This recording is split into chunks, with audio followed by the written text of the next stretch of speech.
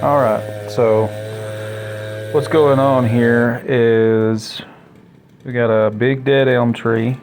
It's kind of sensitive, it's very brittle, breaks very easily. So what we've done, we put a tag line or a pull line in at the next to thickest point in the top of the tree. I say next to thickest, it's if you look up in there, you'll see a three-way union, three-way crotch up there, and it's just below that.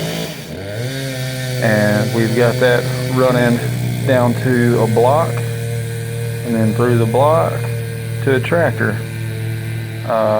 He's putting his face cut in, and all I've done is put tension on the line. I put a little back tension on it. You don't want to put too much back tension on it because you'll just snap the top out of a brittle dead tree.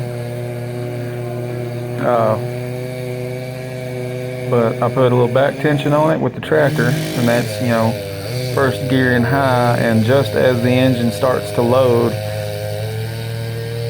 clutch it, set the brake, leave it be until face cut is done and your saw man signals you to pull, because what he's going to be doing is putting that face cut in and then turning around to the back cut, and he's just going to work his way in.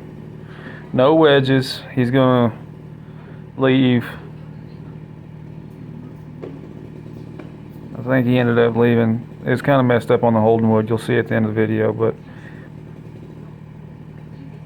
he gets to his holding wood. He might see a little teeter in there, and then he'll, when I say teeter, whenever he sees that back cut open up just a tad, like that tree's going to fluctuate, it's responding to the back tension on the rope. He's going to pull his saw out, tell me to go ahead, and then I'll pull it over. We're not wanting this tree to fall on its own at all, because there's so much dead wood. There's no way that your holding wood's going to steer it and hold it straight.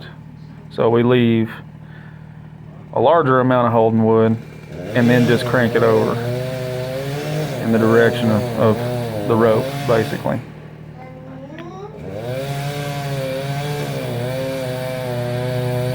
But I didn't video this. I did video it with him trimming two heavy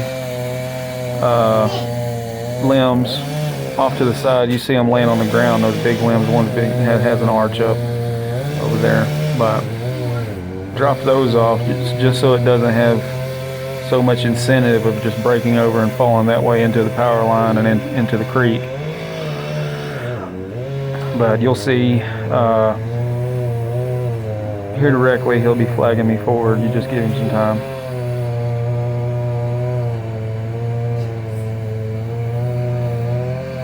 And oh yeah, he's right up against the creek, so he's having a hard time reaching over to that other side. You see, he's trying to see where his saw was completely buried. You know, the 24-inch bar, and it wasn't reaching all the way across, so he's got to come out and compensate on that cut, which you'll see on the final cut. He overcompensated just a tad, but he was just cutting away doty wood, spongy stuff that wasn't going to help him anyway. It was all the core of the tree that done the work.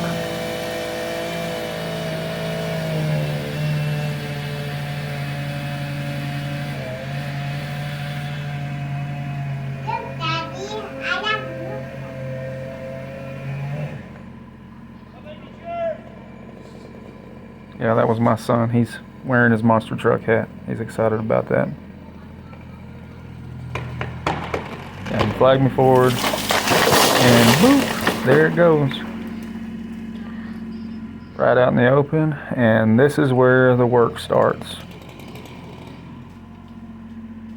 Cleanup is never fun. I always enjoy it whenever customers say they'll clean it up themselves, because we do charge extra. Well, not necessarily charge extra, it's just more time. And then we charge $100 a load, depending on distance. Anywhere between $100 and $150 a load to haul off.